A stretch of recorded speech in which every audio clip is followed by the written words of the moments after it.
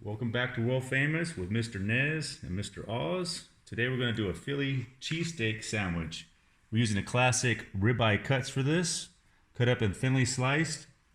Good idea for this if you want to get a nice thin slice. Let's put it in the freezer for about 30 minutes and then it'll be easier to slice. We got a green pepper, habaneros, we got onions, we got garlic butter, and we're going to put that on our French bread. We're going to use our provolone cheese. This recipe should take no longer than 15 minutes. Salt and pepper will go on top of the ribeye steaks.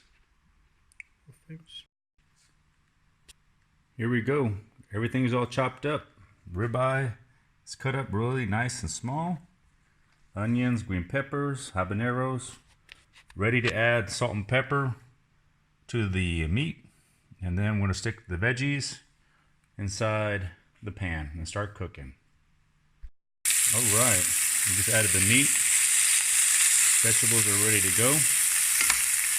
Meat shouldn't take too long, 3 to 4 minutes. And then we'll put it on garlic bun. All right, got everything cooking in there. Meat's going, a couple minutes. Got our French bread with garlic toasting. I'm gonna add the provolone cheese in a minute or two. We are looking world famous here. Got the provolone melting. Everything's almost done here. And we're gonna put that on the nice bread put together. We got some good eatings. World famous. All right, so the world premiere of the world famous Philly cheesesteak.